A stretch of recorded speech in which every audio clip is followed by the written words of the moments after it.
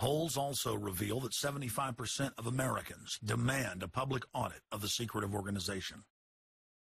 By the summer of 2009, Congressman Ron Paul's bill to audit the Fed had gained more than 280 sponsors in the House. But the private Fed's high-powered lobbyists were able to block a vote on the bill in the Senate. That only piqued the public's interest. I have another amendment.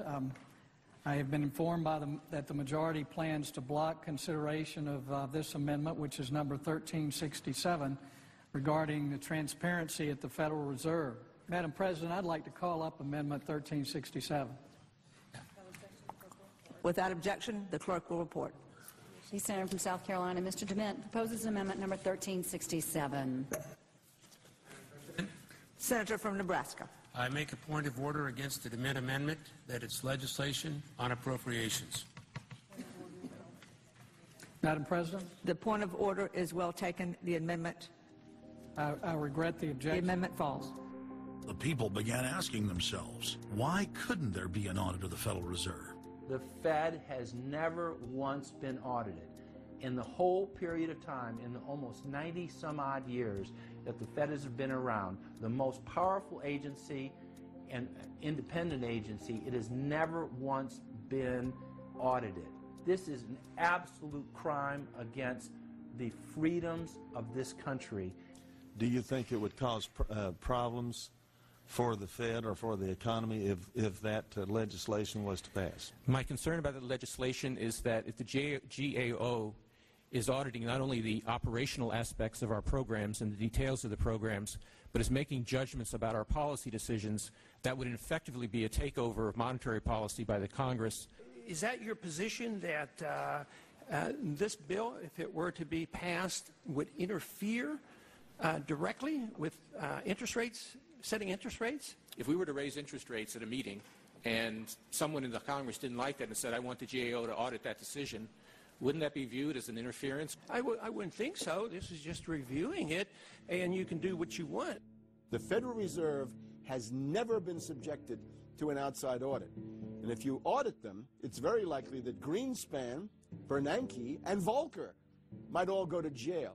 It was announced earlier today, that there will be a hearing on H.R. 1207, the bill to audit the Federal Reserve Bank. This will be the first independent audit in the Federal Reserve's 96-year history, and it's long overdue. Months ago, I asked the Vice Chairman of the Federal Reserve who received the $1 trillion in funds that the Federal Reserve has handed out to domestic institutions. He said, I'm not going to tell you. And then more recently, the Chairman of the Federal Reserve, I asked him who receives the $500 billion, we're talking about $500 billion, that the Federal Reserve handed over to foreign central banks. Who did they disseminate that money to? And he said, I don't know. $500 billion, and he doesn't know. It's long overdue. We need to audit the Federal Reserve, and I'm happy to say that we're going to have a hearing on that very soon. The only way, really, America can get out of the current mess is you've got to shut the Fed down completely, get rid of the Fed. You've got to put the money printing mechanism back under the roof of the federal government instead of outsourcing it to the Fed. Why were the bank's front men, Alan Greenspan and Ben Bernanke, all over the news saying that they were above the law? What is the proper relationship, what should be the proper relationship between a chairman of the Fed and a president of the United States? There is no other agency of government which can overrule actions that we take. What the relationships are don't frankly matter. A grassroots movement demanding that the private Federal Reserve be nationalized exploded in size across the country.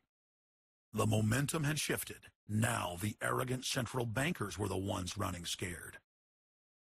They had planned to use their stage crisis to bring in an all-powerful central bank of the world.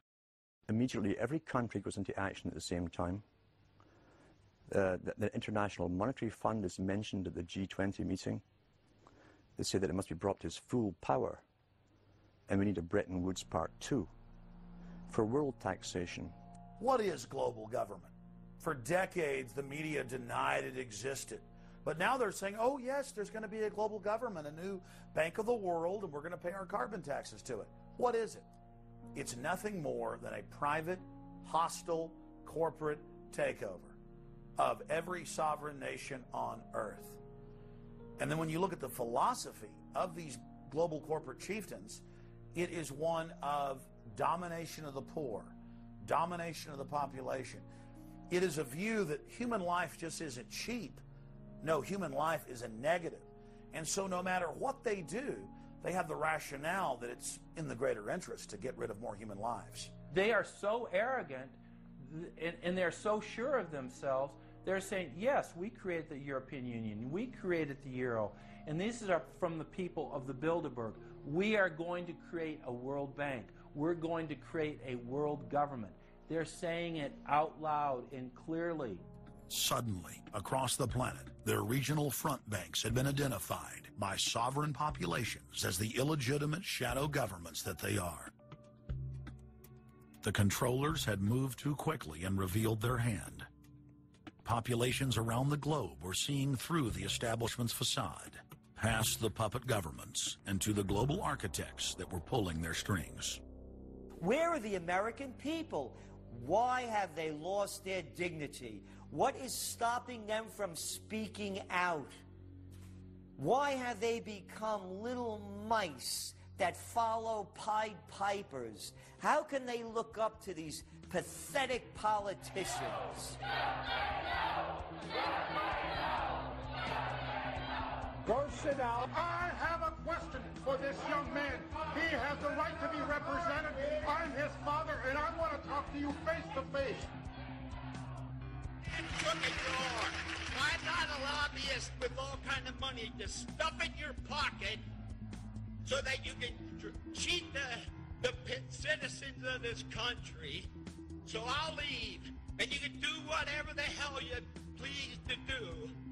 One day God's going to stand before you, and he's going to judge you and the rest of your damn cronies up on the hill.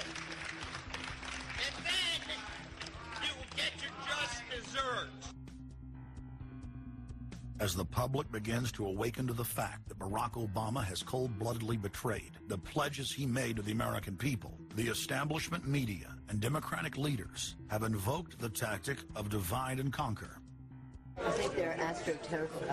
You be the judge of carrying swastikas and symbols like that to a town meeting on health care. An overwhelming portion of the intensely demonstrated animosity toward President Barack Obama is based on the fact that he is a black man.